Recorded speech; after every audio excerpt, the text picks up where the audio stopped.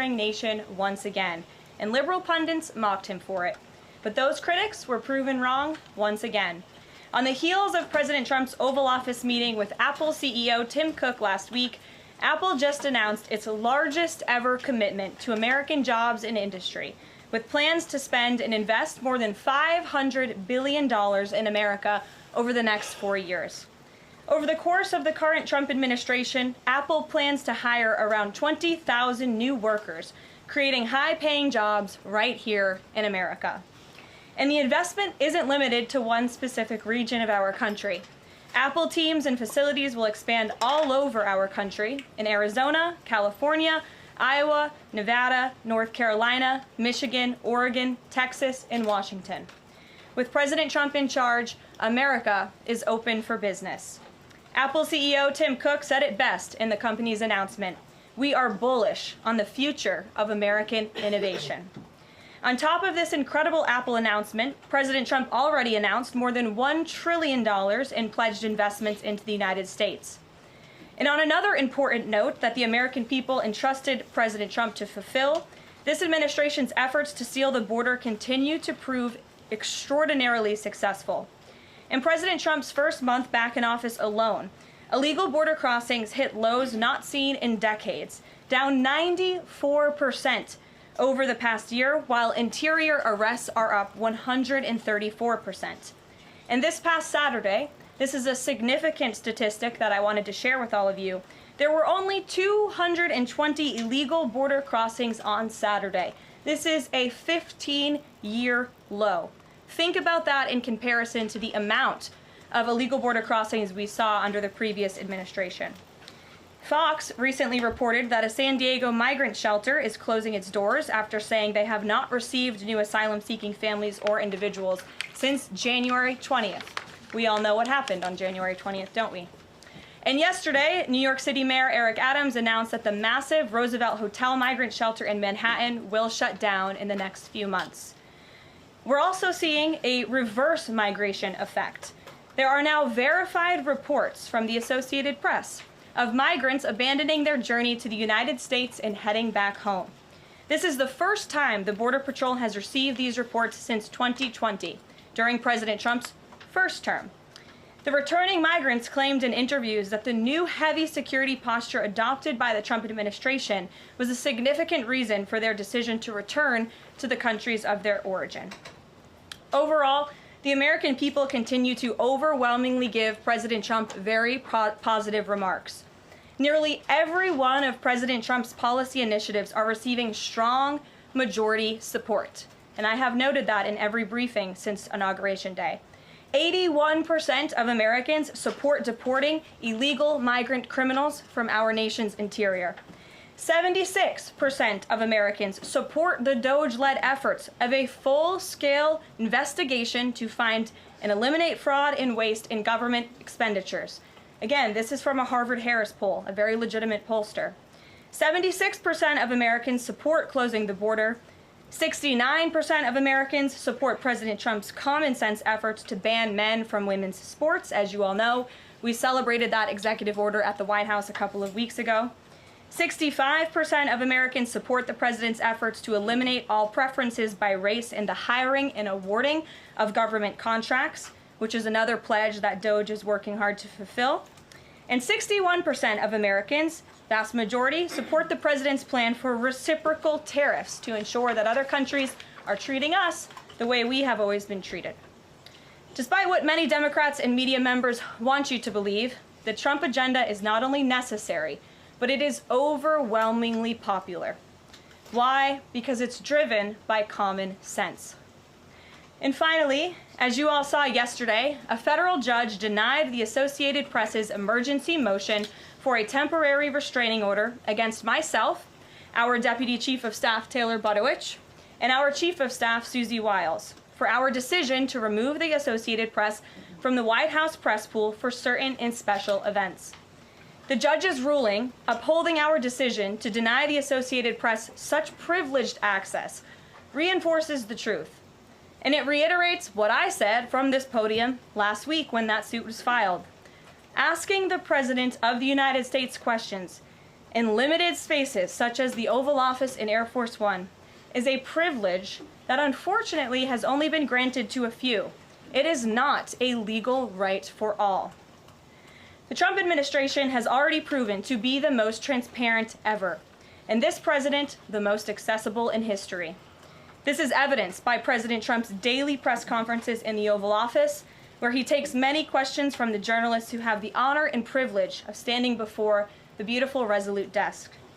The president and this entire White House are committed to ensuring the American people continue to receive this same level of historic transparency, access, and visibility. In fact, we want to double down and give even greater access to the American people. We want more outlets and new outlets to have a chance to take part in the press pool, to cover this administration's unprecedented achievements up close, front and center. As you all know, for decades, a group of DC-based journalists, the White House Correspondents Association, has long dictated which journalists get to ask questions of the President of the United States in these most intimate spaces. Not anymore. I am proud to announce that we are going to give the power back to the people who read your papers, who watch your television shows, and who listen to your radio stations. Moving forward, the White House press pool will be determined by the White House press team. Legacy outlets who have participated in the press pool for decades will still be allowed to join, fear not, but we will also be offering the privilege to well-deserving outlets who have never been allowed to share in this awesome responsibility. Just like we added a new media seat in this briefing room, legacy media outlets who have been here for years will still participate in the pool, but new voices are going to be welcomed in as well. As part of these changes, we will continue the rotation amongst the 5 major television networks to ensure the president's remarks are heard far and wide around this world. We will add additional streaming services which reach different audiences than traditional cable and broadcast. This is the ever-changing landscape of the media in the United States today. We will continue to rotate a print pooler who has the great responsibility of quickly transcribing the president's remarks and disseminating them to the rest of the world. And we will add outlets to the print pool rotation who have long been denied the privilege to partake in this experience but are committed to covering this White House beat. We will continue to rotate a radio pooler and add other radio hosts who have been denied access, especially local radio hosts who serve as the heartbeat of our country. And we will add additional outlets and reporters who are well suited to cover the news of the day and ask substantive questions of the President of the United States, depending on the news he is making on that given day. This administration is shaking up Washington in more ways than one. That's what we were elected to do.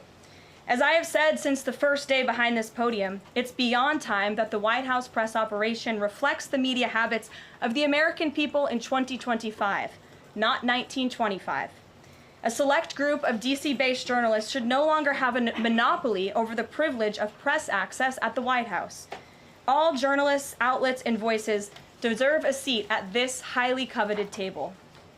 So by deciding which outlets make up the limited press pool on a day-to-day basis, the White House will be restoring power back to the American people who President Trump was elected to serve.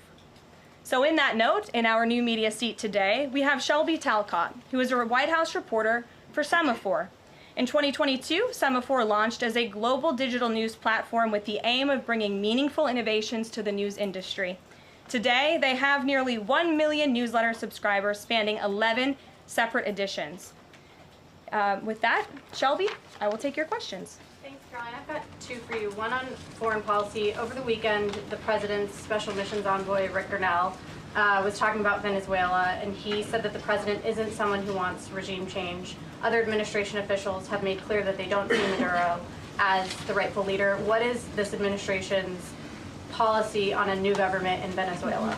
I think the president has made his position on Venezuela quite clear. He stands in opposition to the Maduro regime, and Secretary Rubio has spoken on this extensively as well. And then on DOGE, last night Elon Musk said that a failure to respond a second time will result in termination. Will there be additional rounds of the "what did you do this week" email from DOGE to federal workers? And what's the guidance on the federal workers who've been instructed by their agencies not to reply? So a couple of things on this. First of all, let's just take a step back and talk about this idea. The president sent out a truth last weekend to Elon Musk saying he loves everything Elon is doing and he wants him to be even more aggressive because DOGE thus far has proven incredibly successful in making our government more efficient. And so Elon and DOGE came up with this idea. Elon has implemented this at his private companies. It has proven successful. And it's a very simple idea when you think about it. All the Office of Personnel Management is asking, all this administration is asking, President Trump is asking, is for federal workers who live off of the American taxpayer's dime to send 5 bullet points of what they have done in the previous week. That is all we are asking for. And so the Office of Personnel and Management sent out additional guidance last night.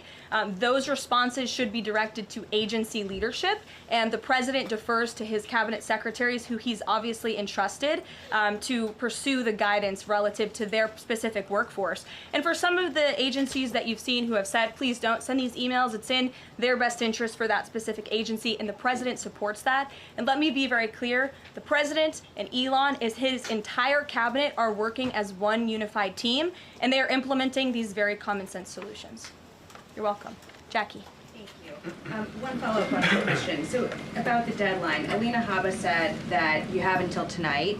Elon Musk said a failure to respond a second time would result in termination. So is that a real deadline?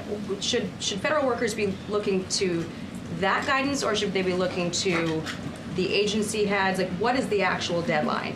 So again, the agency heads will determine the best practices for their employees at their specific agencies. Again, this was an idea that Elon come up with. DOGE worked with OPM to actually implement the idea, and the secretaries are responsible for their specific workforce. And this is true of the hirings and the firings that have taken place.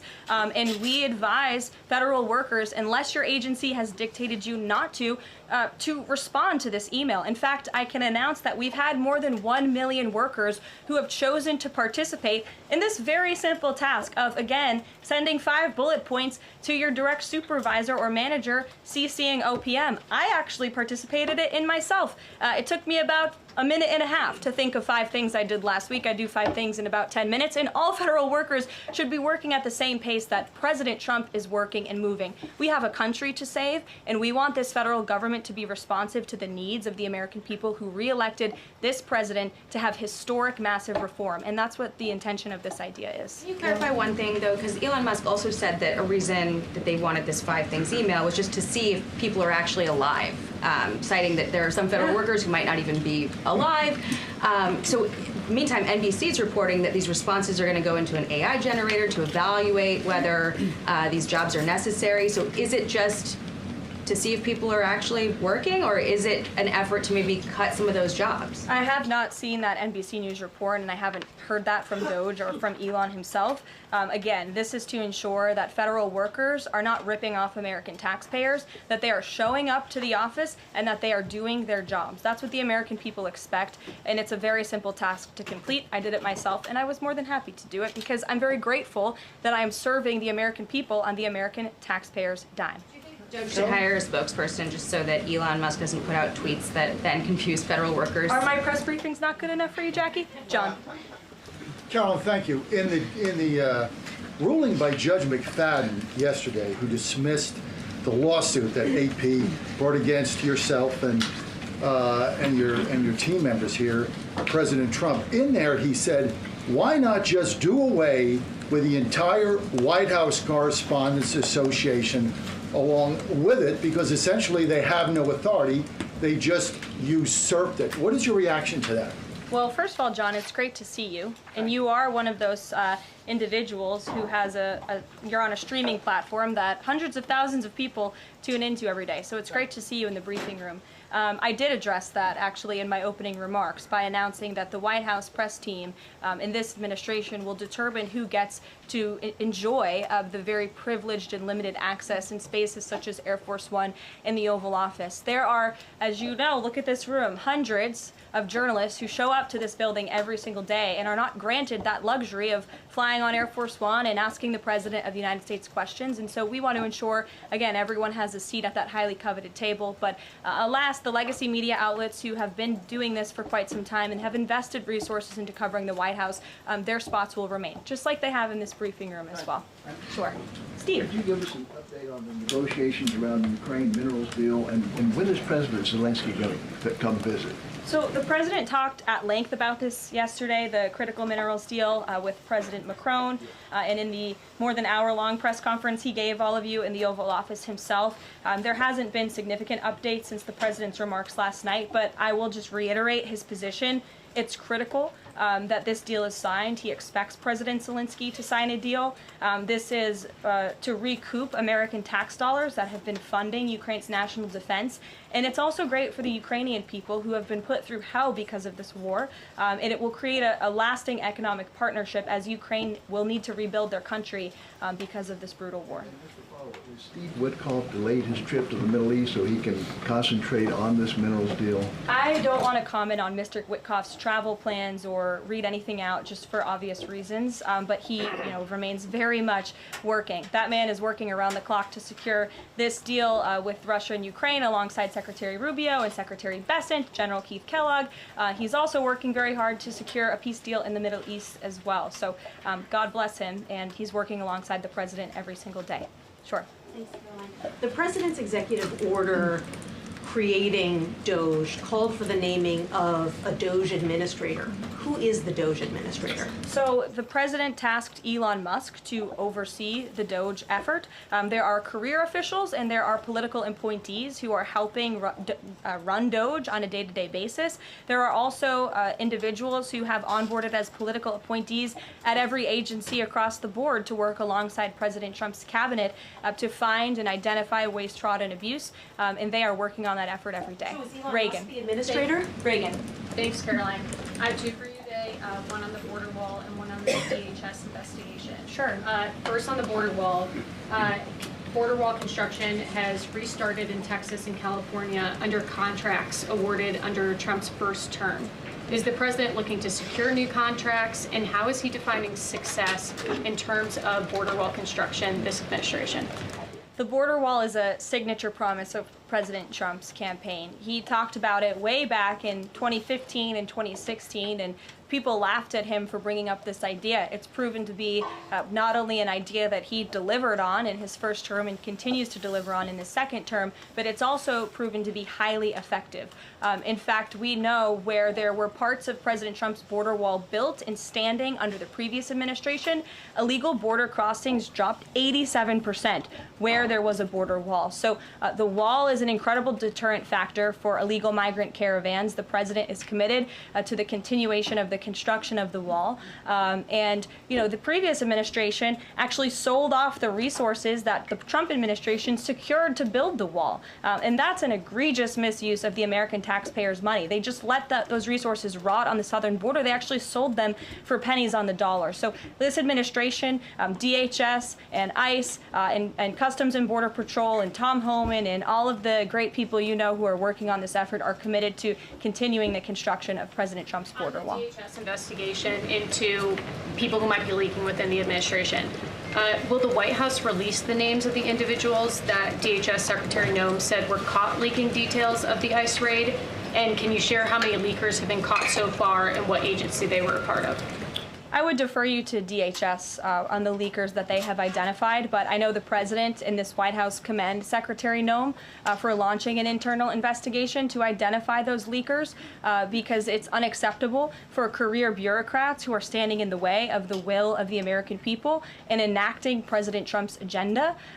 If they don't want to adhere to the will of the 77 million Americans who reelected President Trump, then they should go find another job. And if they continue to leak information, especially information that is critical to protecting Border Patrol agents and ICE agents who are out there doing jobs that not many people are willing to do, putting their lives on the line to protect our national security, then those individuals absolutely should be fired. And this administration is committed to finding them.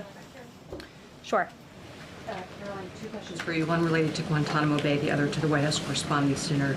I wanted to get your response to some Washington Post reporting of the migrants who stayed over at Guantanamo Bay for the last 2 weeks. They told the Post they were rarely let outside.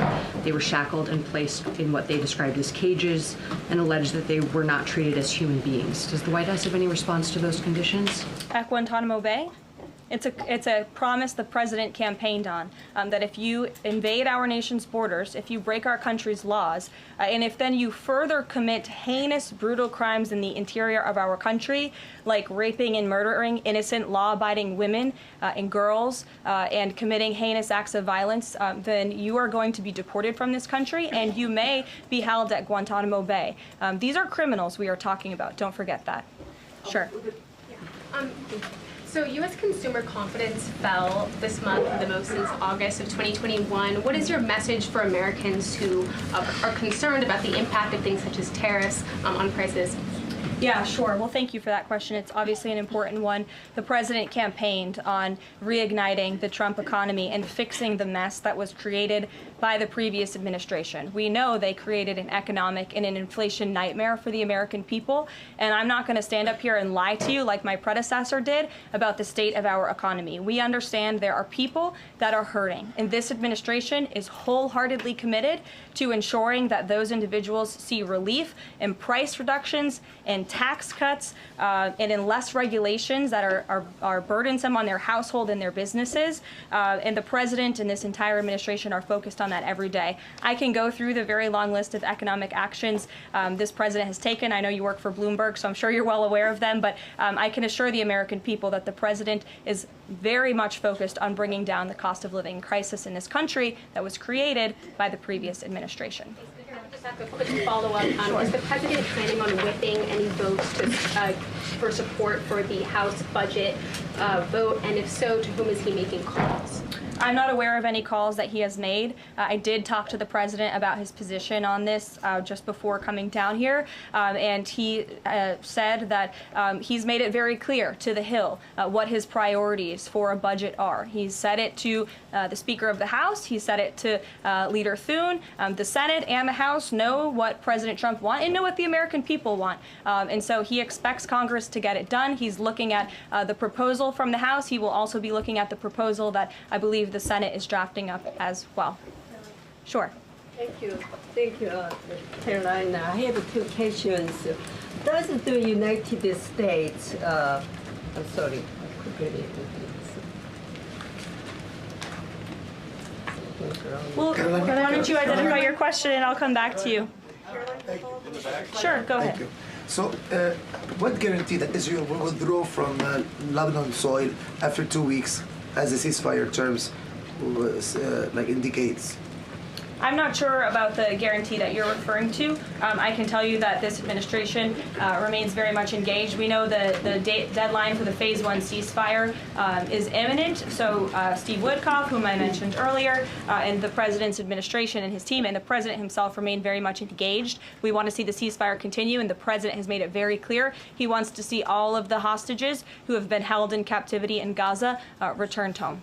Jeff. Carolyn, I was wondering if is Elon Musk going to attend the president's first cabinet meeting tomorrow? He is, as a matter of fact. I spoke to the president about that before coming down here as well. And Elon, considering he is working alongside the president and our cabinet secretaries, this entire administration will be in attendance tomorrow just to talk about DOGE's efforts and how all of the cabinet secretaries are identifying waste, fraud, and abuse at their respective agencies. We look forward to the meeting tomorrow, and I think you'll be hearing from the president and his cabinet where they're on campus tomorrow. I hope you guys are excited. So some of those cabinet members were caught off guard by the email from Nobody Saturday. was caught off guard.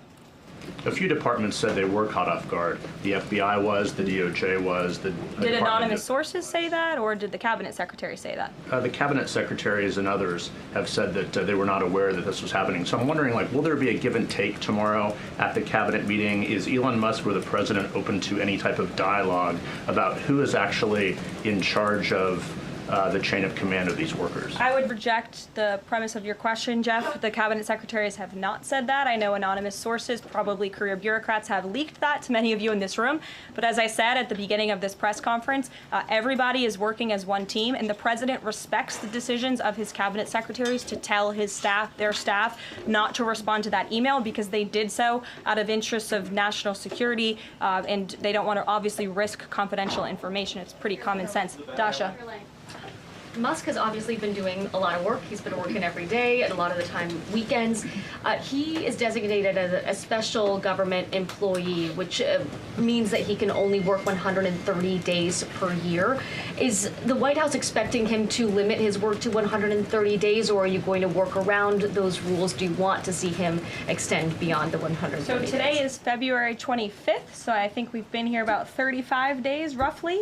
So ask me in another 100 days. Daniel. Karoline, thank you. You opened up with a major announcement from Apple, $500 billion, 20,000 jobs, doubling its advanced manufacturing fund. Yeah. What does that signal that such a global brand would make what it called its largest ever spend commitment just a month into President Trump's second term? What does that signal about his economic vision for the country? President Trump is a deal maker, and he has restored confidence in business leaders around this entire world. Apple is one of the largest companies on the face of the planet. They employ hundreds of thousands of Americans, but the president wants to see more Americans employed, more investments here in the United States of America. And this is another fulfillment of the president's campaign promises. I recall President Trump at his rallies on the campaign telling the world that if and when I am elected, America is going to be back, and we want your investments to be driven onshore. We want you to hire American workers, and you will have the lowest regulatory burden, the lowest tax cuts, and the president has already proven he's committed to slashing regulation. He's counting on Congress to implement those tax cuts. And so people are encouraged by the president's, again, as Tim Cook called it, they're bullish about American innovation because of the leadership of this president. And it's a stark contrast to the leadership of the previous administration, Joe Biden, who I don't think spent any time trying to recruit any investments or jobs here at home. Mary. We're hearing from some Republicans who are voicing concerns about how these cuts are being carried out. Congressman McCormick, a Republican from Georgia, tells us he's worried it's too rapid for real people to adapt to. And he says he's concerned that it could come off as discompassionate, in his words, that it could risk undercutting the strong message that he feels you're trying to send about the need to cut government waste. Well, I think that was one comment from one senator, and I think, as I cited in my opening remarks in the poll, the most important people are the American people, and 77% of Americans at home support a full investigation into the waste, fraud, and abuse that the federal government has been spending their tax dollars on. So that's the people the president cares about most, and that's why we're fulfilling this pledge. And again, it should come as no secret to anybody. The president campaigned on doing this. The president yesterday said if you don't respond to this email, you will be fired or semi-fired. What does he mean by that? Again, I've been asked to answer this question 3 times now. It is semi-fired. But it's in the memo. The president again has entrusted his cabinet secretaries to oversee their workforce. That's why he nominated them to be cabinet secretaries, and so federal workers can be directed to their agency leadership. Sure. Great, thanks, Caroline. I wanted to ask about a federal judge yesterday was saying that they didn't know who the DOGE administrator was and was asking the lawyer for the administration who it was, and the lawyer responded, I don't know the answer to that. Can you tell us who the administrator of DOGE is? Again, I've been asked and answered this question. Elon Musk is overseeing DOGE. No, Elon Musk is a special government employee, which I've also been asked and have answered that question as well. There are career officials at DOGE. There are political appointees at DOGE. I'm not going to reveal the name of that individual from this podium. I'm happy to follow up and provide that to you. But we've been incredibly transparent about the way that DOGE is working. John. The Republican budget Thanks a lot. Thanks a lot, Caroline. Since your last briefing, there have been some personnel moves that have been announced by the president, and I wanted to ask you about them. One was the president replacing the chairman of the Joint Chiefs of Staff, General C.Q. Brown Jr. What was the reason for the president naming a replacement for General Brown? And then I'll follow up with another personnel announcement that's been made over the last few days. He thinks he's doing a bad job, and it's time for a shakeup at the Pentagon. They failed 7 audits in a row. The trust in our United States military amongst the war fighters is low. The president is shaking up the Pentagon and the Department of Defense, of course, with Secretary Hegseth leading, and he has the right to do that. It's actually quite common from administration to administration to do such a thing. The president, when he swore him in as the Chief of Staff for the Air Force, called him a great man and a great gentleman. Does he distance himself from the remarks that he made back in August of 2020? I think replacing him speaks for itself. James. There's one other one, if I'm sorry. Thank you. On the FBI, the president also announced a new deputy director of the FBI, Dan Bongino. From what has been reported, and maybe this is not accurate reporting, you can tell me, the FBI director, Kash Patel, informed Republican senators that it would be an individual named as the deputy who was a special agent currently at the FBI, and of course Mr. Bongino is not. Well, what was the reason for naming Mr. Bongino to this position, and was Mr. Patel not correct in making that assurance to those senators? I'm not sure if anybody in this room has listened to Mr. Bongino when he talks about the past corruption at the FBI, when he talks about his experience serving for the United States Secret Service. This is a man who loves his country and who has honorably served our country in ways that many people have not. He understands the depth of the corruption at these institutions, which the American people re-elected President Trump to shake up. And I think it's quite despicable to see many networks in this room who have had chyrons on their television screens labeling Mr. Bongino as a far-right podcaster. He is not. He is a former law enforcement agent. He is a former Secret Service agent who put his life on the line to protect this country, and that is why the President of the United States has entrusted him for this important role. He's also an outsider to this Washington swamp. And we often see that when outsiders are appointed to such coveted positions, a lot of people in this city get very, very nervous. And they should be, because Dan Bongino and Kash Patel and Attorney General Bondi are focused on rooting out the corruption at these agencies and ending the weaponization of government once and for all. I'd like to end with something. As you all know, James, as you were just about to do. You know what, James? I'm feeling generous. Go ahead. I will take it. Thank you, Caroline. Sure. I wanted to ask Don't make me regret this. I wanted to ask about the Macron visit and the Russia-Ukraine talks in general. Sure. It's pretty clear to my eye that President Macron was performing a kind of delicate dance, lavishing praise on the president while seeking in his own remarks to try to bind President Trump to positions and even specific language that the president has not committed to heretofore. One of the most bracing comments from President Macron was when he said that the deal that President Trump is negotiating with the Russians must not be, quote, a surrender for Ukraine. All of the public points that we have heard from President Trump, from Secretary Hegseth, and from other administration officials talking about these negotiations have averred to, quite openly, to concessions from the Ukrainians that will have to be made. The minerals deal, the abandonment of their NATO ambitions, and other elements. So far, we have not heard any administration official suggest a single concession that the Russians should be prepared to make. And so I wonder if you could assure us, at a minimum, that this negotiation process will not be as one-sided as the Europeans seem to think it is, that in fact, President Putin will also be made to engage in some concessions to reach this deal. Well, I think the president knows how to make a deal better than anyone who has ever assumed the office of the American presidency.